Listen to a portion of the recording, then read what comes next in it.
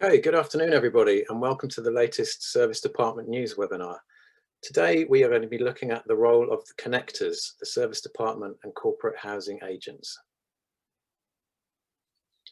My name is George Sell, I'm Editor-in-Chief at International Hospitality Media, and we are a publisher of online B2B websites for the hospitality industry, and we are also conference and awards organisers. Today's session is going to last an hour. We're going to have around 45 minutes of discussion, followed by Q&A at the end. We'd like to make it as interactive as possible. So if you have any questions for our panelists, you can submit them either using the chat or the Q&A function in your toolbar at the bottom of your screen. A recording will be made available for everyone who registered and sent via email in a couple of days' time. So a couple of quick slides to give the conversation some context. Obviously, the pandemic has been extremely hard for the hospitality industry as a whole. It's hit business travel especially hard, but as you can see from some of these stories that we've run on Service Department News over the last 6 months or so, the agents are still in their swinging, they're still hiring, opening new offices. So they're obviously doing their very best to place themselves to benefit from the recovery when it comes. And there were some quite interesting stats released earlier this week from the GBTA. Their poll came out a couple of weeks back, and they say that around 34% of the 336 international travel buyers and procurement managers they surveyed said that their companies have already resumed non-essential domestic business travel. An additional 9% said their companies have decided on or announced a date to do so, and a large majority indicated that date was within the next 3 months. Around a third of respondents said that their companies are working to finalise a date but have not decided or announced one yet. 58% of the respondents said that the travellers at their companies were either somewhat willing, not entirely sure what that means, or very willing to travel. And GBTA CEO Suzanne Newfang said, optimism has given way to action, and the gradual support of corporate policies to resume business travel has actually begun. So we'll talk more about that shortly, and we've got a great panel here who are in a good position to tell us if those numbers stack up and tally with their experience. So if I could ask you guys to introduce yourselves in turn, and we'll go from top down. So if we could start with you, please, Joe. Welcome to the session. Always good to unmute yourself. Yeah, hi, Joe from Cap Worldwide. Been in the industry for nearly 20 years now, in hospitality for more years than I care to mention. But yeah, now known as a veteran in the industry and enjoying coming through the other side of this pandemic, actually, and get to see people in person. And tell us a bit about Cap and what the company does. Yeah, Cap is purely a Service Department booking agency, and we create, as our name says, corporate apartment programs or corporate accommodation programs for our global clients, working in relocation with corporates, but not with leisure in any way, shape or form. Thanks, Joe. Stephen, over to you. Hi, Stephen Hanton, President International of Synergy. Been with Synergy for just over 3 years. And prior to that was at Seiko and Bridge Street. And at Bridge Street, I interviewed Jo actually and brought her into the industry. Probably one of the smartest things I've ever done, but also the longest interview I've ever had. Took 7 hours. I had to get up and leave in the end. Yeah. And if she's a veteran, Stephen, what does that make you? Yeah. Exactly. And tell us a bit about Synergy, Stephen, and what the company does. Makes me knackered, George. What is it? Synergy. Synergy is a hybrid model. So it takes out leases, it operates blocks of units, and it acts as an agency. Internationally, it's essentially started off West Coast of America, Silicon Valley based, and has expanded very globally. Part ownership by Ascot, which gives us some glorious benefits in the extended stay market, and offices in London, Dublin, Bangalore, Singapore, Shanghai, and of course all over the States. Thanks, Stephen. And good, nice people to work with, by the way. Good fun. Great stuff. Alex, welcome to you. Thank you very much, George.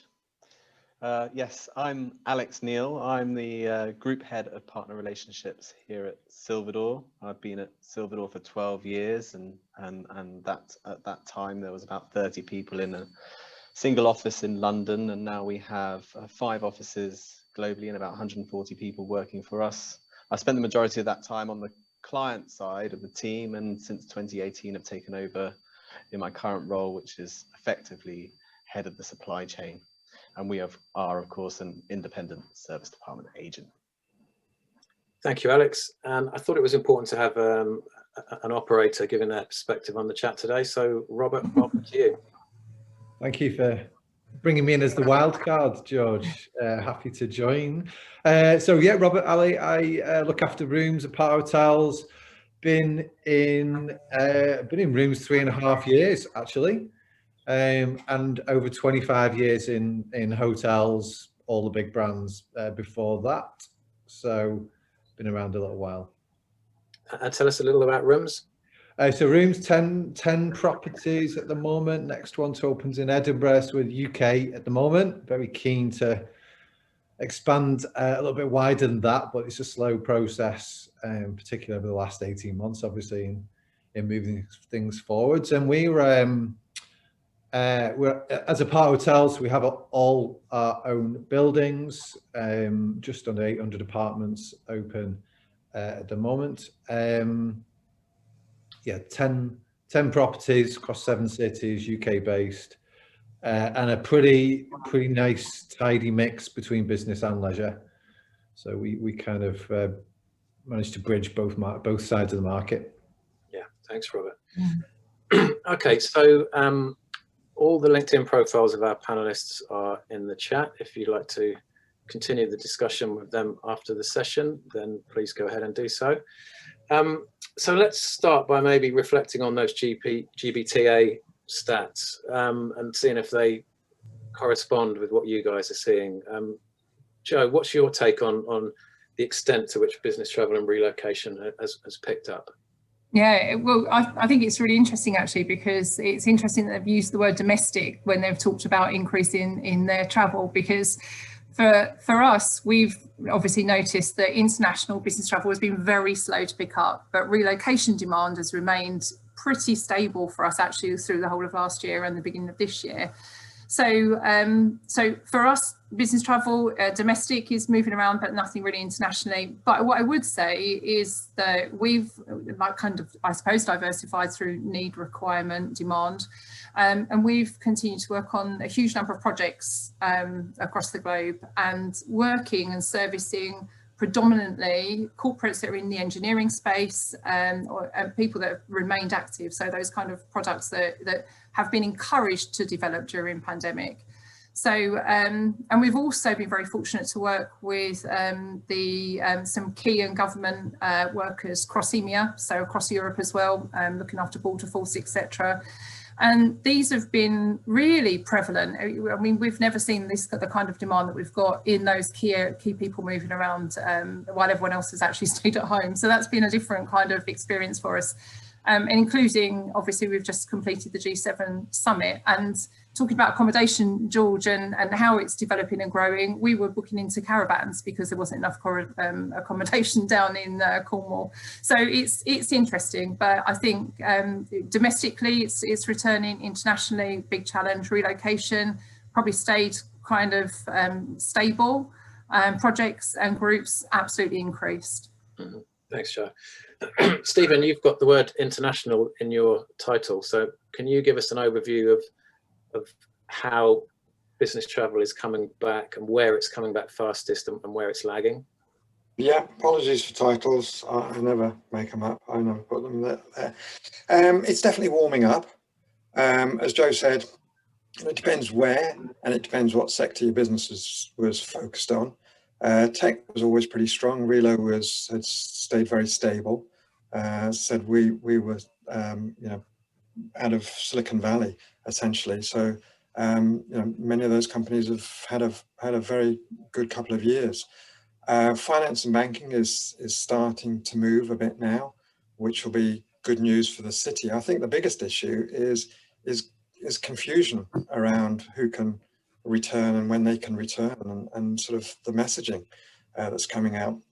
What has been interesting, so return to work, return to the office is gathering pace. There's debates about how it's going to happen, but I would say it's still vulnerable, and it's a question of where and which sectors you specialize in. What I would say is that the US really shifted about 2 months ago, and almost overnight supply became a big issue. So no demand, no demand, no demand. We haven't got any supply. It was almost a light switching on, so that many of the US markets are really starting to boil up again now, and I'd anticipate that will happen in come September. We'll be experiencing something similar. Mm-hmm. Alex, do you think that the lag between the individual travellers wish to come back and maybe their employers being cautious, is that gap narrowing? I mean, we saw from the earlier slide that around a third of companies have started travelling again, but 77% of individuals stated a willingness at some level to be travelling. Does that tally with your experience? It could well be true, actually. I mean, I think that the experience that we've had is that inquiries have been at pre-pandemic levels since about March. So there is pent-up demand from someone who wants to investigate travel out there, and the booking demand has taken a bit longer to reach the same levels. The good news is it's in the right trajectory, but we still got a long way to go to get back to where we were before, or even a couple of years before that, when we might have a realistic goal. Whether that's, I'm sure there is personally, I desperately want to get traveling, so I'm sure I'm not the only one, so I'm guessing that does transpire. And some companies have been more cautious than others. Certainly media and entertainment, for example, have picked up a lot recently. I think they've obviously got a big hole in their portfolio, and everyone's been consuming their stuff like wildfire during the pandemic. So they've got to get back on and going. And I think that the companies have matched the traveller need there. But in certain industries, like the professional services, they're by their nature far more cautious. Auditing, legal, all far more cautious, and perhaps there's probably more of a disparity between their travellers and the companies there. Yeah, thanks, Alex. Robert, you're in the fortunate position of, as you say, having a nice balance of demand from leisure and business guests. So where is that figure at the moment, and how do you see that changing over the next year or so? Obviously, we had a somewhat different experience. Like a lot of service operators, service department operators, we had a bit of a different experience to the hotel world over the last 15 months because we stayed open, we were busy, occupancy was in the 70s, 80s, and 90%. Because a lot of the stuff that the guys have been talking about has still carried on. You know, certainly media came back quite early, utilities, logistics, manufacturing, tech. A lot of that, but it's very much group project driven, and a lot of that stuff kept on going. Some of it was driven by COVID, some of it was just driven regardless of COVID, some of it was actually just keeping the lights on, and those types of industries never stopped. So we benefited from that when a lot of other hotels and everything else just shut down, and that's kept on going. And that's absolutely, at the moment, that's the heavy lifting of our occupancy has been done by group stuff. As opposed to the transient, that's a really slow burn at the moment. Leisure obviously has been pretty much switched off almost everywhere since last September, October, really. So that's only just coming back, and that's coming back in earnest. Weekends, obviously, we're city centres, so I don't have the benefit of coast and country locations. So certainly in the cities, it's weekend driven. The summer will happen, no doubt about it. Very comfortable with that. But our regular customers, of which there are many, you know, we keep in touch, but they're not really got going yet. That all that transient corporate midweek stuff is still working its way through the process. Mhm. You know, as Alex said, then there's obviously a lag between companies' comfort in letting people go out. I mean, I've been here, there, and up and down the country. Can't wait to get on a plane. But many companies are saying to us they're not going to hit the office till September because there's an expectation that the vaccination will offer enough protection, and a majority of people will have been through that by late or midsummer, summer holidays, get people out and about by September. And I guess we've all sitting there trying to work out how to forecast that in the hope that it does come back in September. Yeah.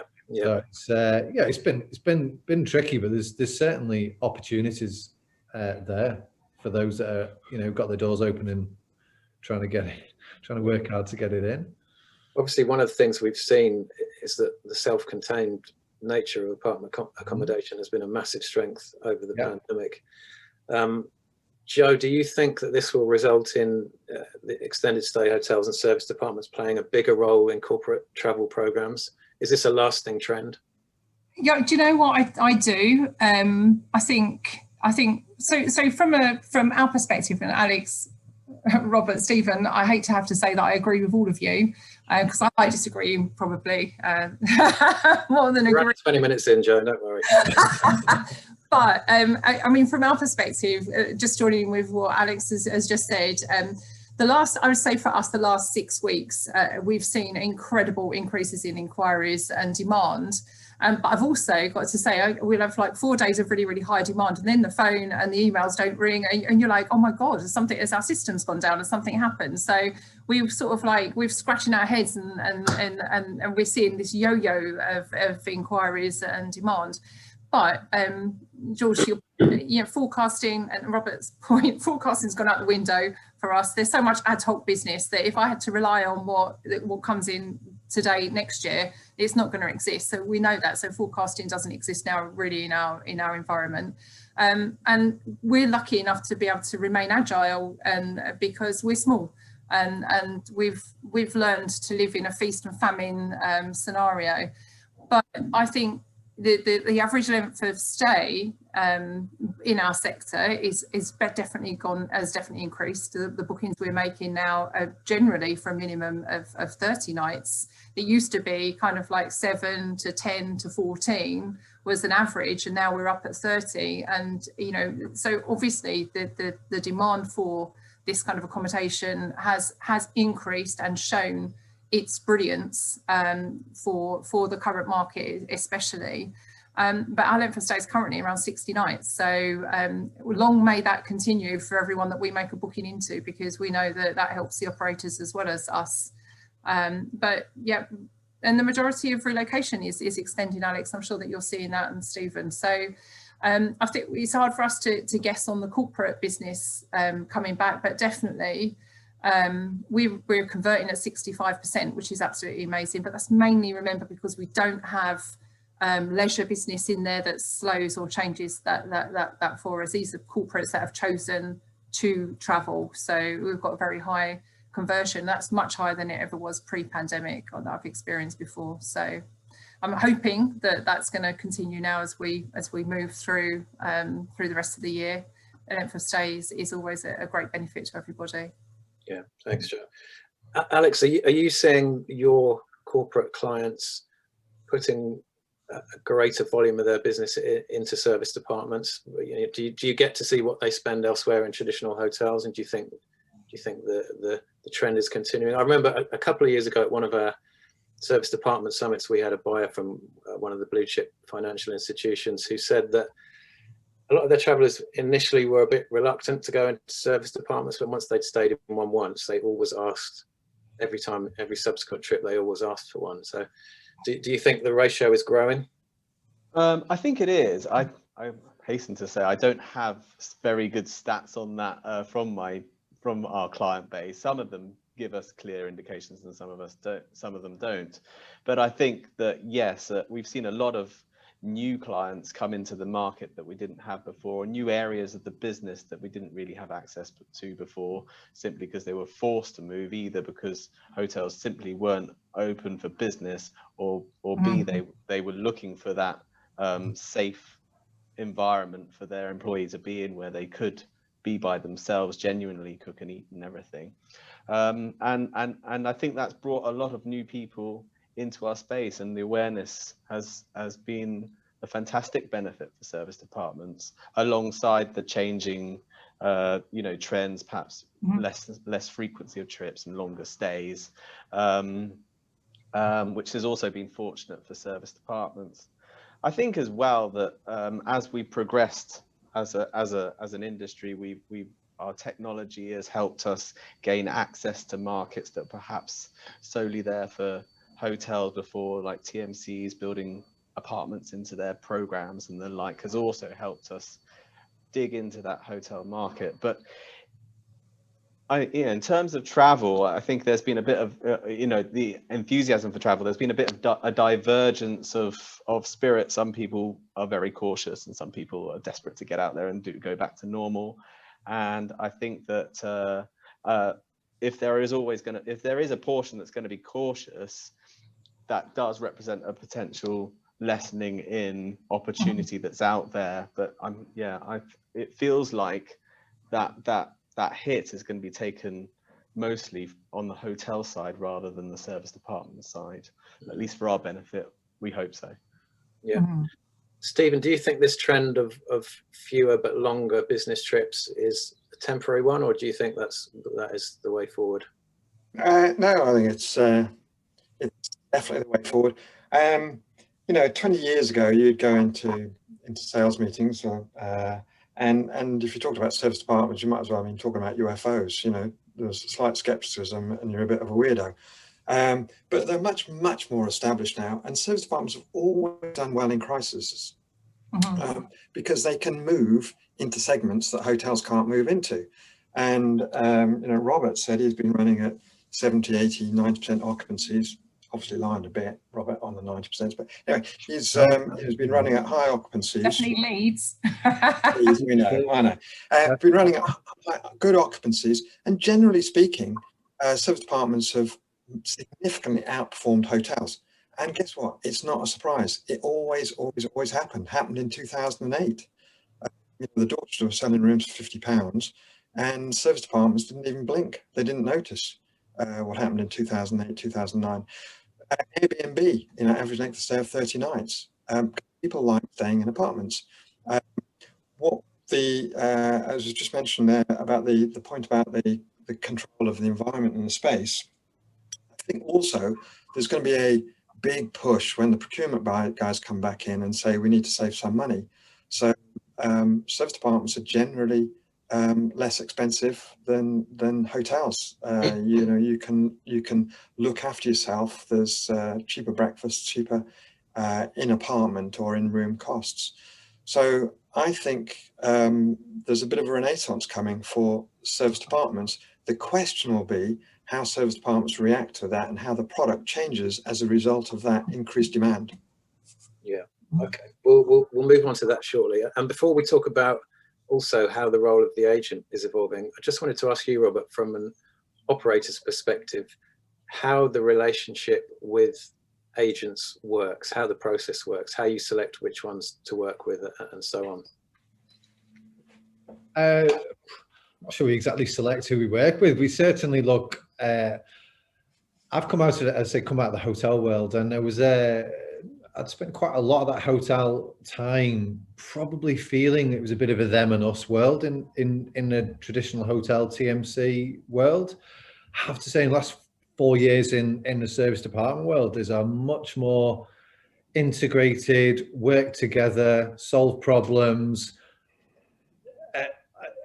understand your role alongside your travel partner agency to solve the customer's need, and it's just better integrated. That's certainly been my feeling the last 4 years in a much more friendlier environment than it ever was in the hotel world. So we don't necessarily choose yeah, I'm not sure you choose who you work with, but you're certainly keen to establish better rapport, work together, solve problems. That's my experience in the last 4 years.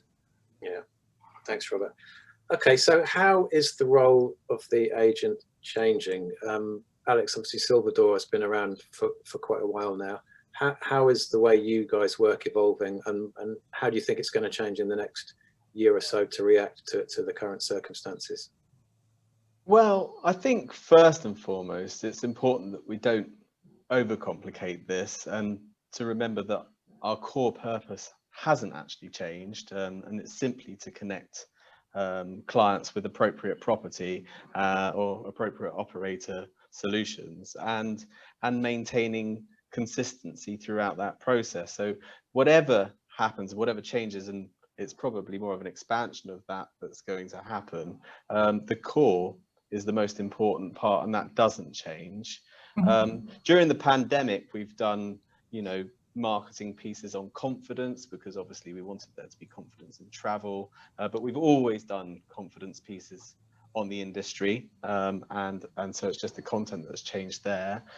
We've also done a lot of support and managing of specific needs of buyers in the pandemic, so grocery shops and desks in apartments, flexibility, quarantine solutions and cleaning, and actually it's probably a good time to thank the likes of Robert and his team and every other operator that's worked so hard to make all of those things achievable, to pivot so like a ballerina in the conditions.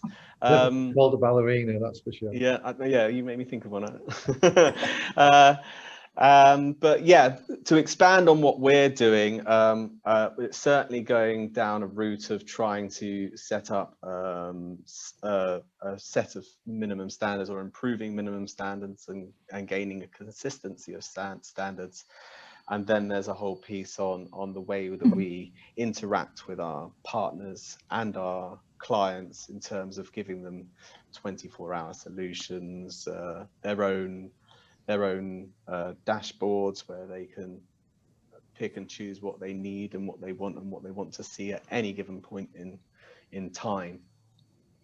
I think those are the two main expansion points. Yeah, thank you. And Joe, you started your agency from scratch. So what did you decide to do differently from what had been done at the other places you'd worked before, and what were the solid elements that you took with you, that the established practice? I think the primary one that, that has been throughout my whole career is that you've got to service the hell out of the clients, basically, because at the end of the day, we can be a brilliant agency, but if the clients don't enjoy working with us, we won't be a good agency for very long. So I think from our perspective, it's client facing, making sure that we're doing what we need to do for the client, listening to what they need, and actually then sharing that information, importantly, with our brand partners. I think that our role is, as Alex so rightly said, we're just connectors, and if ever we believe that we own the customer experience, we don't. We're an agent, and we have to trust our brand partners to deliver what we promise. And that, for me, is possibly, we would always celebrate the brands that we work with. We don't celebrate ourselves as giving the customer service. We actually provide the service delivery, but we're not providing the customer service when they arrive at the apartment. So from my perspective, it's just remembering where our place is, I think, most importantly, in that chain of events, and ensuring that we're always there to provide support, but we can't always provide that smiling face on check-in or that issue resolution if maintenance issue happens. So that's actually paramount to me, is to make sure that we keep the guests and the client happy. And we do that through great connections with our supply chain. And just as Alex said, last year we did not furlough until I think we started using the furlough scheme at the end of December, because we were just fortunate enough to be positioned to look after a piece of business that kept us extremely busy. And then because of that, we were given other pieces of business that's kept us extremely busy. So through reputational development is how we're going at the moment. But without the supply chain providing those services last year, we would have been absolutely nowhere. So we're thankful for people like Robert and to anyone that kept their products open, because we desperately needed them last year. But what have we learned? We've learned the same as everything. Customer is king. Customer is king. customer is king, because the customers will vote with their feet whether they use us or our supply chain. So that's the most important thing to us. It's clear from that that you have to have an awful lot of trust in your supplier partners. So how do you ensure the quality control levels that are necessary for you to sleep at night knowing that your clients are being looked after? How do you manage it, and what role do accreditations play in the process? Yeah, well, I'm glad that you've asked me that question, because I'm now going to take up the whole rest of this. You're going to get 5 minutes, and that's your 5 minutes and then stop. Yeah, do you know, so we brought in Claire, who's worked previously with Stephen, Claire Ace, who is an absolute, she's a stickler for detail and really stays on target for everything that we do in the supply world. But one of the most important things that we realised, and which I absolutely have said for the last 20 years, is global consistency is absolutely key to the continued development of our sector. And without that global consistency, we're sort of like on a bit of a roller coaster every day. Even to the point that in this last couple of weeks, we've realised that some of our US suppliers have actually decided that that not to include any cleaning in the rate and offer it as an additional. And I'm like, my God, hang on a second, I can't go back and say that now to our buyers, because that just creates a whole nother conversation that we don't want to have. So we just want just the basic cleaning to be in there, additional cleans or different kind of cleans or self cleans, I don't mind, but please make sure that cleaning is included in some way, shape or form. So consistency is absolutely key to us.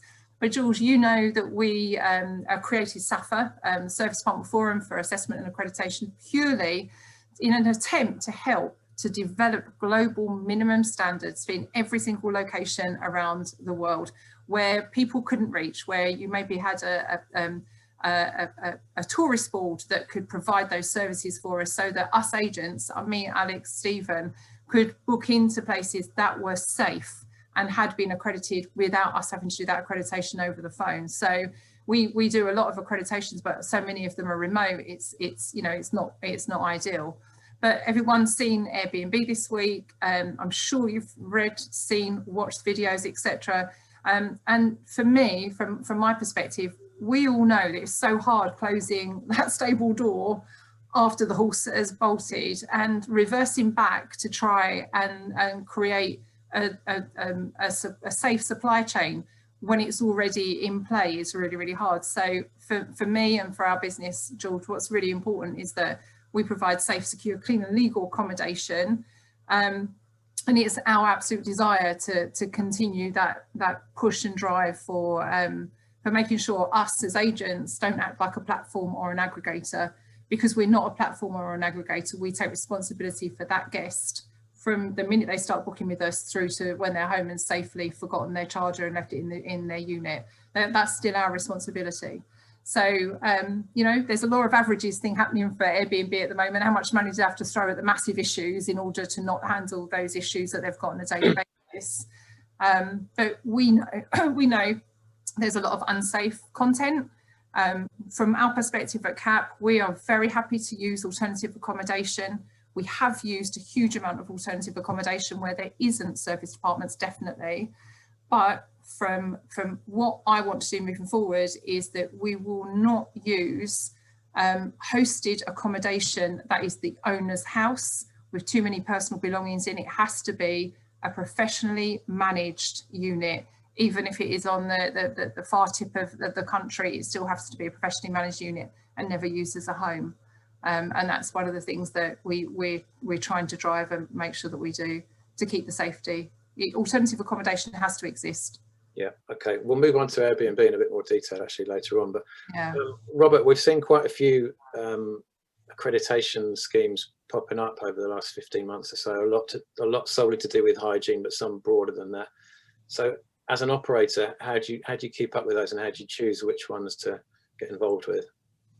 Obviously, COVID's kind of shone a light a little bit on some of the fundamentals. I'd like to think that as hospitality professionals, we've been doing this right for quite a long time. It wasn't a dramatic change last year. It's just that we talked about it and we there's a bit more theatre around housekeeping all of a sudden, but actually we've been doing it pretty well for quite a long time. I mean, I'm all for the competition in the accreditation world. I think as long as that highlights and raises standards on its own, which is not a bad thing. Obviously, on the professional side of service departments, we want to shout about that and prove that that asset to our offering, I suppose. You know, it's always been a big, again, we've come from big brands, big global hotel brands, and you relied on the hotel brand to kind of sell the story, and the reliability and the trust, if you like, was inherent within the brand name. Obviously, in our world, there are less branded properties, but there's some fantastic operators. So without the benefit of, I mean, Roomzzz is a decentish sized brand. We're not nowhere near the size of the global. So we wanted something to back us up. Obviously, we work with the Association of Service Department, ICE and ISAP as the accreditation body for us. There are others out there, and they're all progressing in this area, because it's actually something the customers are. I come back to what was said before, what Joe said, customer is king. Customers are asking about this. They're asking about ESG, you know, and some of these things which fell away for a while are absolutely coming back into the conversation as far as travel program goes, as to what makes you a professional operator, responsible operator, legal operator. And that obviously for us is a big part of the brand differentiation against those that perhaps can't offer quite such reassurance. It's really important, and we should all, you know, work hard to ensure it has its place and talk to our customers about what we do to make it worthwhile. Yeah, thanks, Robert.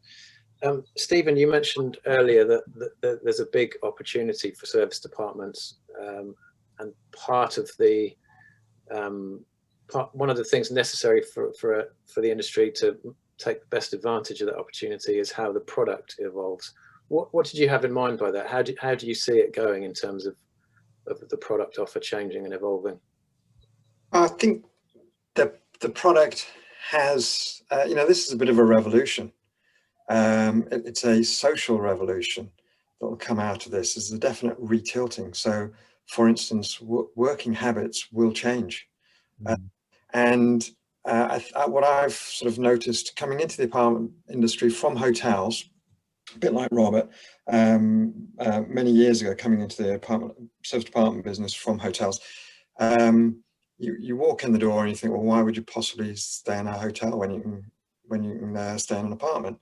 But the apartments were fairly vanilla, and they were all clearly going to fragment along the same track as hotels fragmented: boutique, leisure, lifestyle, standard, etc., etc. But the move really was then to push apart hotels with more communal space downstairs and more smaller living areas. And I think there's probably going to be a shift. I think service departments being recognised as a very good alternative. As Joe says, there's a flirtation with Airbnb style alternative accommodation, but as Joe's just said, I'm not going to put anyone into where there's their own personal, the owner's personal belongings in, etc., etc. There's a move towards more professional organisations. That's driving the accreditation movement. What will follow that will be, don't just tell me about accreditation, prove to me that there's accreditation. How do you really prove it? And, oh, we've got X, Y, and Z accreditor. Well, who are they, and how do they validate it? So I think there's going to be a number of things. One will be, I think, that apartment size, which has shrunk, will start to get bigger again. It'll be more attractive to have proper desks where you can work from, good workspaces, not sitting at the kitchen table and working. I think so. I think design will change of apart hotels. I think maybe the more space downstairs will be possibly controlled in different ways. I think wellness is going to become a bigger feature. I think the self-control of the apartment, so apart hotels built without washing machines will probably change, and people saying, no, we want washing machines in apart hotels, that kind of thing. So I think there's lots of changes, and we have to, Joe was very clear, you know, it's our business is looking after the client, is making sure the client is comfortable and solving the client's problems And the client problems are, how do I know it's really sanitized? How do I know it's going to be clean? Will people be able to work from there? Will they be able to work from there for the next month, etc., etc.? So I think the other aspect that I would add to what Joe had said about client is innovate.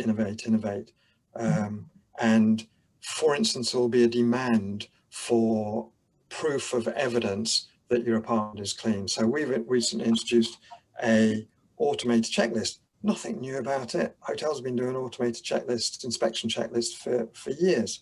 But to do it worldwide in multiple languages, etc., is original in our sector. But it's that kind of thing that will drive consumer confidence. So I think the product is going to morph into something which accommodates extended stay better than short stay with a pull-down kitchen.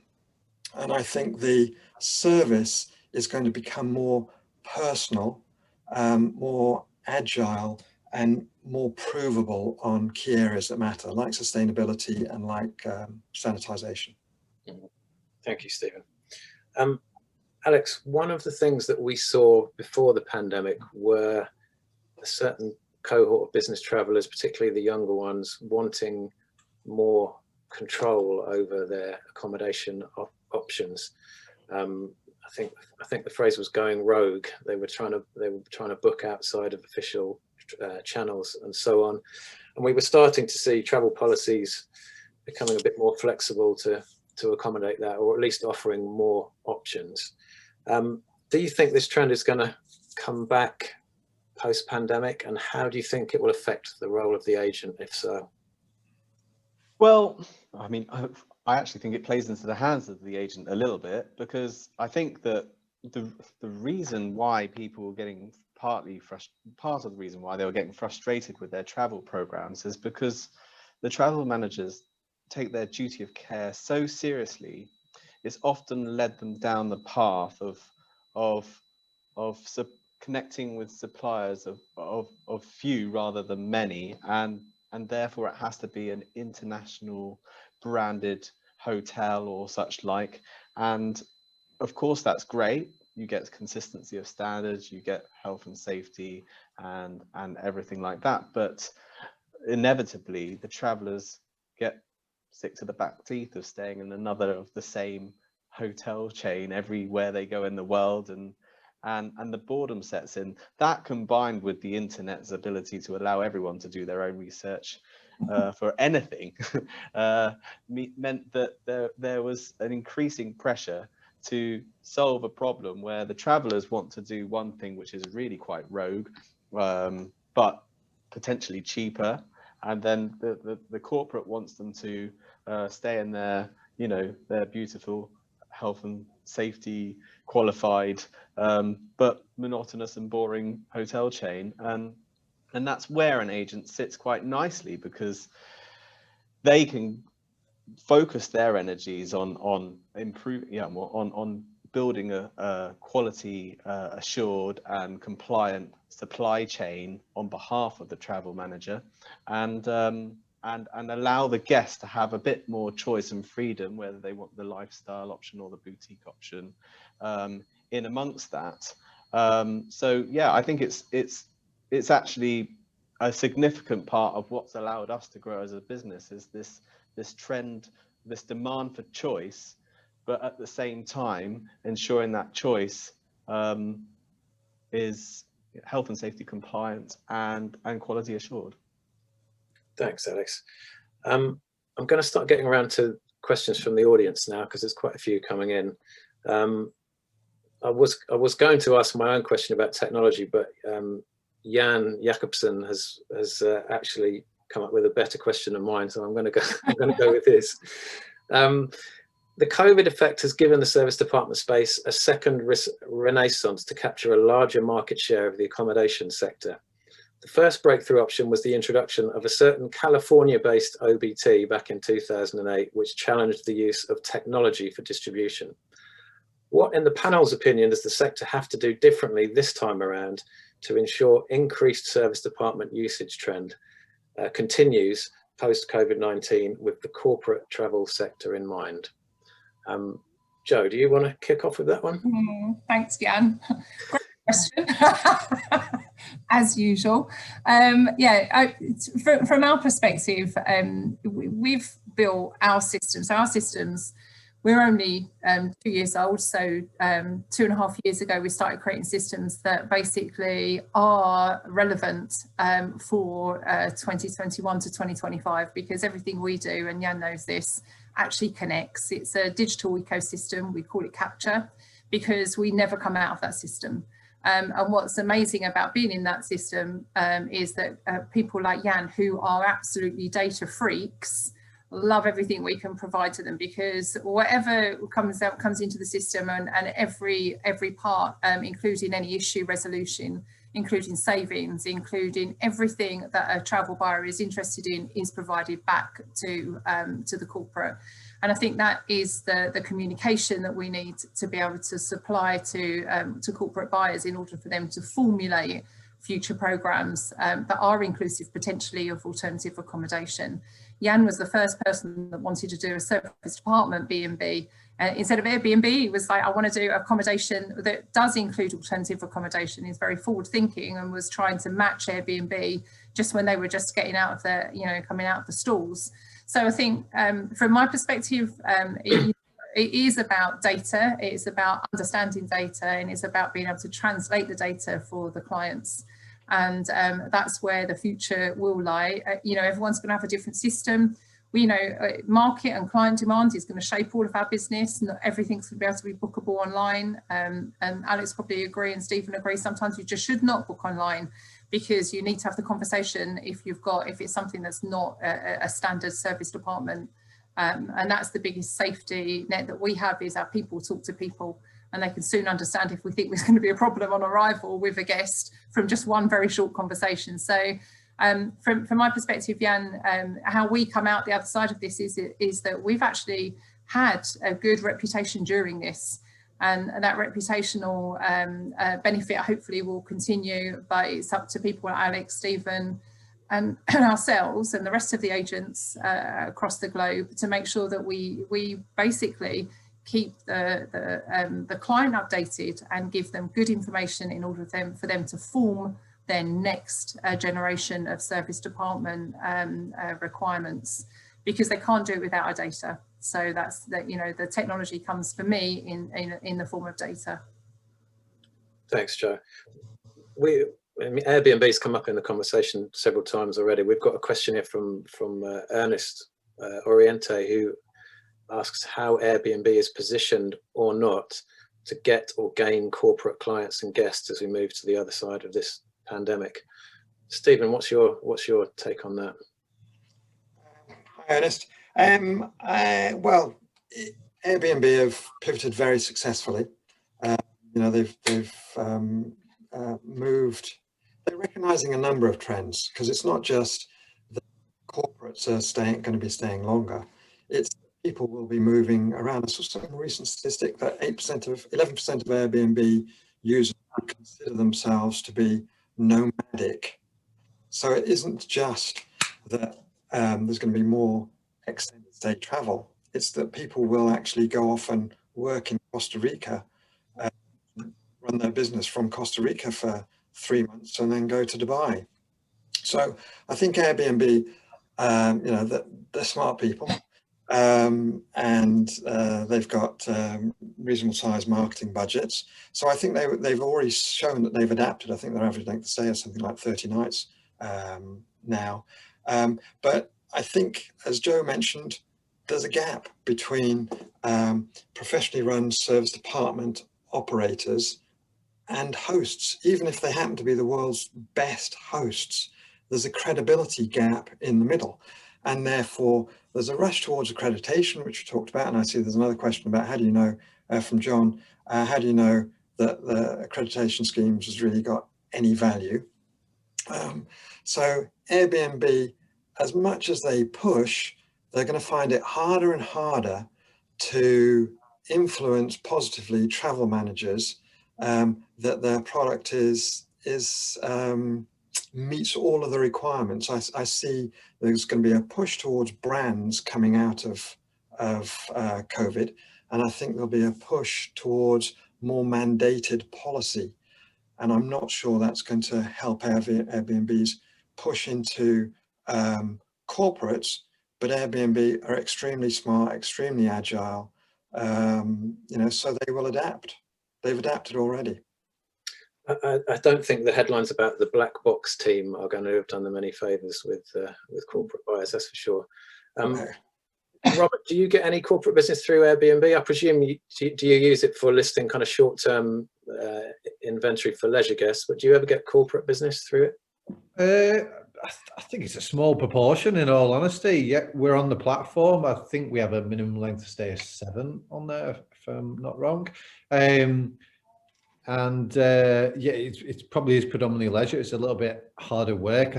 The nature of the bookings, interestingly, are quite heavy because there's a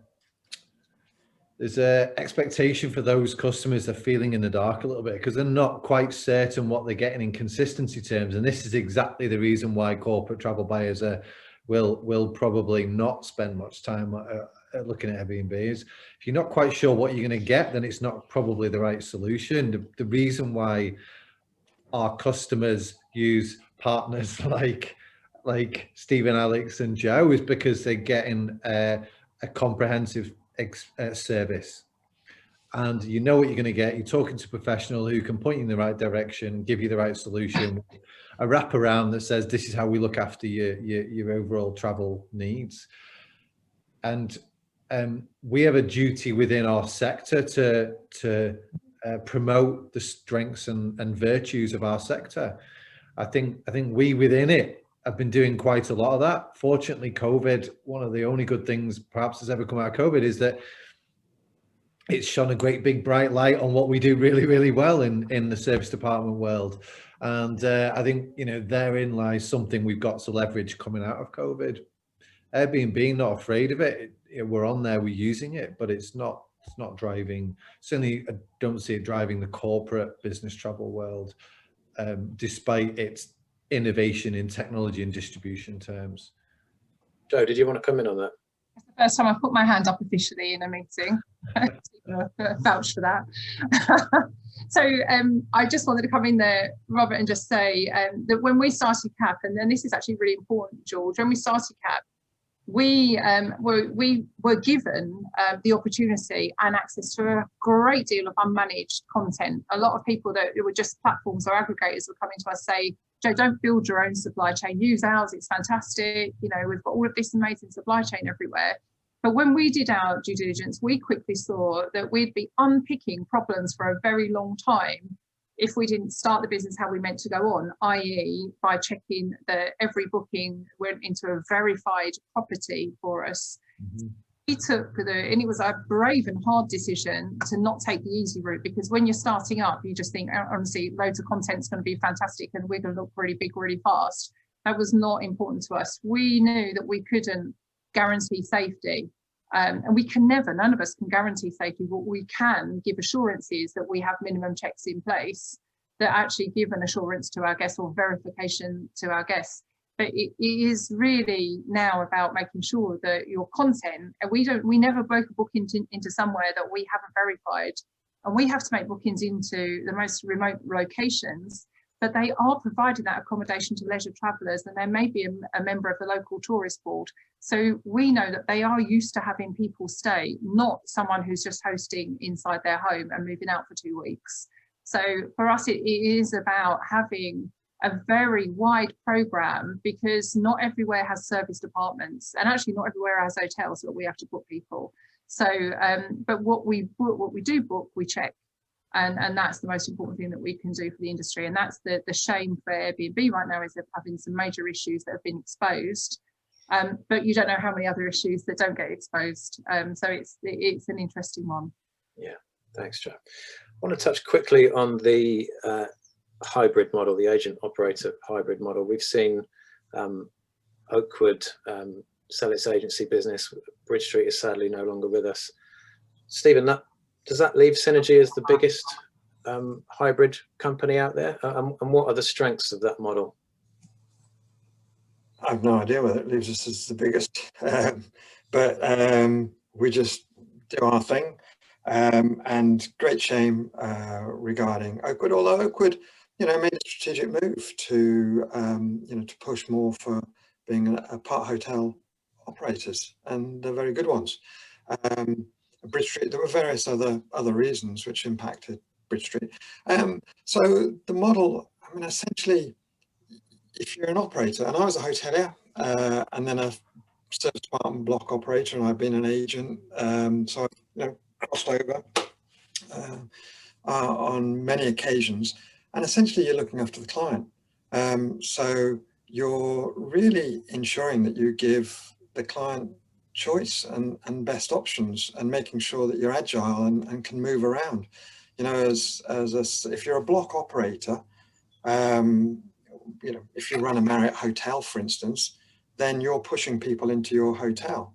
You're not necessarily pushing the client where they want to be. So you're putting up hotels where you think the client is going to want to be, and pushing them into those hotels.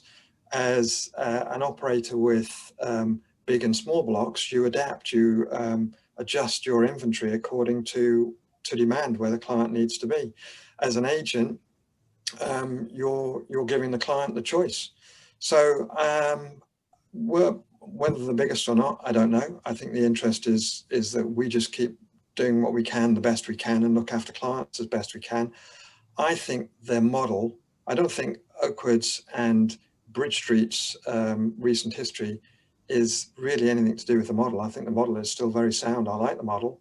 I like the idea that if client A wants us to be in Warsaw, we can sort them out in Warsaw. And if they want to be in our apartments in Dublin, we can look after them in Dublin. So it's a very attractive model. And actually, it's been a strong model throughout COVID. It's enabled us to flex very appropriately. Thanks, Stephen. Joe, you don't fancy managing a couple of blocks on the side, do you? Been offered a couple. Actually, no, and this is where me and Stephen separated as we left Bridge Street, wasn't it? I remember saying to Stephen, I just want to be a pure agent, for the same reasons why Alex, you want to be agnostic, you want to give choices, you want to be able to celebrate brands, not just your own. And I think that was where we were, or where I was, maybe because I've done it for quite a long time. But I actually agree with Stephen. The amazing Bridge Street and Oakwood that built global programs for 20 years and was ahead of the curve 20 years ago, I think is just, we have to still respect that they actually put the global programs on the table. I think from my perspective, I don't mind hybrids so long as they're open and honest about the inventory they're managing versus the inventory they're booking into.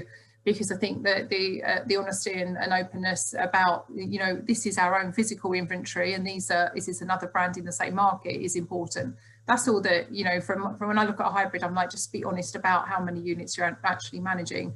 And that's hard because it will fluctuate for them. But when I look at the two different models, I think it's really, really hard personally. And I'm talking from a sales perspective. I was in sales with Stephen for 10 years and loved it. But the main issue is when you're trying to keep blocks at 90% occupancy and you're dealing with global programs, they kind of are in two different swim lanes, and you need different kind of people filling blocks and different kind of people selling global programs because they're not quite the same. And it's the same for systems, because systems, the operating system of an operator is very different to the operating system of an agency or the CRM of an agency. So I think there's lots of things that you need two different swim lanes for your business. And so long as you've got those and you know who's in which one, you're going to be hugely successful, because hybrids at Bridge Street and Oakwood did prove that they could be amazing. And I just think we need to learn from them and not repeat the same mistakes again. Actually, we've watched them for 20 years. They were amazing. And it's just a shame that Bridge Street isn't here today. Yeah, thank you, Joe. Well, I'm pretty sure that Marriott would have quite liked a hybrid model over the last 18 months. Indeed. Yeah. We've got to the end of our hour, I'm afraid. That's flown past. It's been a great discussion. I'm just going to show a couple of slides before we finish. And we're also going to leave the session open for a couple of minutes after we're done, because there's quite a lot of info in the chat. So if anybody wants to send each other messages in there or get up to date on the info and the links that are in there, then you'll have a couple of minutes to do that. So the Service Department Awards is taking place on September the 16th. Now we have put the date back after the government's recent announcement. I was told this morning that there are only 4 tables left. So if you want to join us for what is going to be a fantastic night, then you need to click on the web address there or the link that's in the chat, get your skates on and buy some tickets. Another of our events, this is a new one, the Urban Living Festival, which is taking place at Tobacco Dock in London on October the 26th and 27th. And that is looking at how the lines between various hospitality and real estate asset classes are blurring and how our cities are evolving. Obviously, service departments are playing a big part in that, so it would be great to see loads of you there. Again, the link is in the chat. If you'd like to know more about that event, then please do drop Katie a line. Her contact details are there.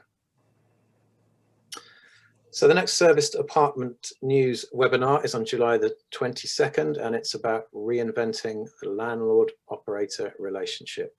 And I think the link to register for that is also in the chat. Do give us a follow across our social channels. Thank you for watching. Thanks so much to Joe, Stephen, Alex and Robert for their insights today. It's been a great session. And yeah, we'll leave the session open for a couple of minutes so you can get up to date with the information and enjoy the rest of your day. Thanks very much, everyone.